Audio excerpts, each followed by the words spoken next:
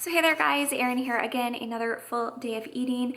Today I am basically going to be eating a lot of leftovers. We had a huge party this weekend. I made an avocado chocolate cake, which was really good. I'm going to perfect that recipe just a little bit more and then I will share it on this channel, but it was delicious and will basically be my go-to for making any cake going forward on keto. Lots of potassium, lots of avocado in it, but you can't even really tell. It almost just comes across as banana. I don't know if anybody else notices that, but whenever I bake or cook with avocados, it just ends up tasting like banana to me. I think it's just that high potassium content. But I'm going to be enjoying that for my dessert later on today. So far I've had coffee. I don't know if like other people are in the same kind of geographical location as me, but if you're in kind of the northern half of the United States, and Canada, I'm guessing too, we just have not had spring, and like today feels like it's the first actual real day of spring. Like there's birds chirping, I'm looking out my window and I'm only seeing a few piles of snow still. I don't know, that just gives me more energy whenever it feels like it's actually spring. But for today, because we did have this huge party this weekend, I'm going to be eating a lot of leftovers for lunch because I want to make sure that nothing goes to waste.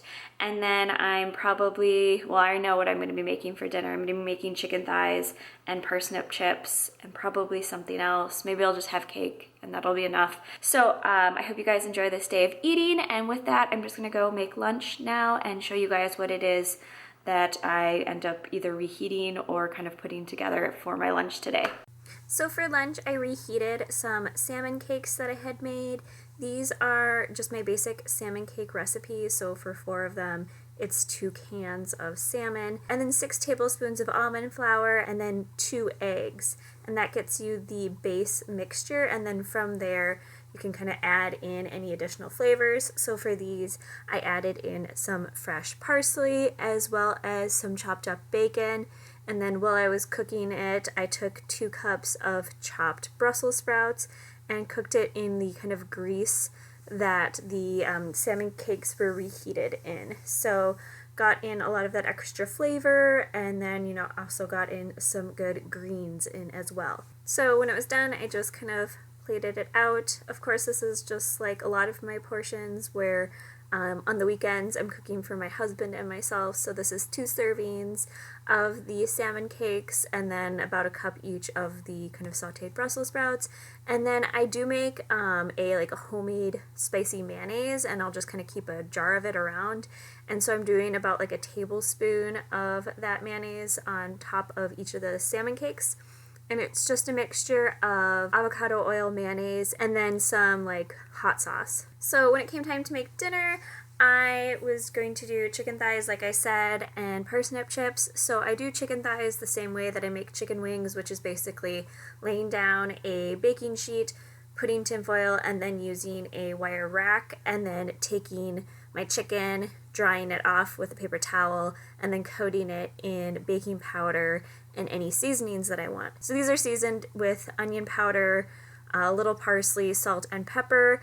Put in the oven at 275 degrees for 25 minutes, and then increase the heat to 425 degrees Fahrenheit for an additional 35 minutes to fully cook them and crisp them up. In the last 35 minutes of cooking the chicken, I did my parsnip chips. So I've got about 75 grams of parsnip chopped up for my husband and myself. I chop it to be like paper thin, and then I just coat it with avocado oil and some salt while it's cooking.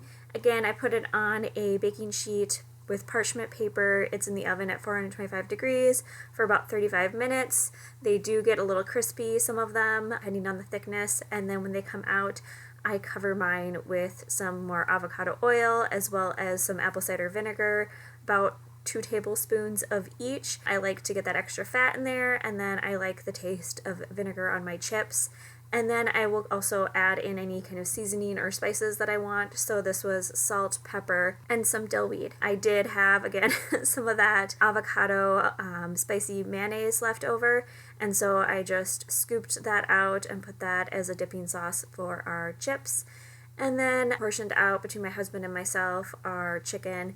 So I have 2 of the chicken thighs, and then he'll typically have like 3 or more because he's a guy and needs more protein. We generally have about the same portion size for our carbs because we're trying to get in the same amount of nutrients, but our meat portion or fat on the side will typically be more for him than me because he needs more calories in the day than I do. So this is the chicken, and as you can see, it's super crispy. It's just the easiest way to cook chicken.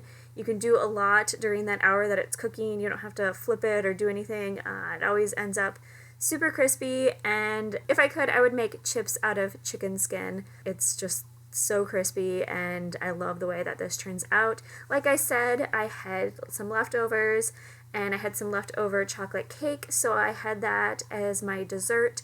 So this is just a slice of that. Again, it's basically a half of an avocado in each slice, and I am perfecting this recipe, and I will share it as soon as I have it completely finalized. This is kind of just the kind of leftover piece, so I did have that during this day of eating. So I hope you guys enjoyed seeing what one person is eating on keto and what one person's day of eating looks like on keto, and that this video was helpful for you guys.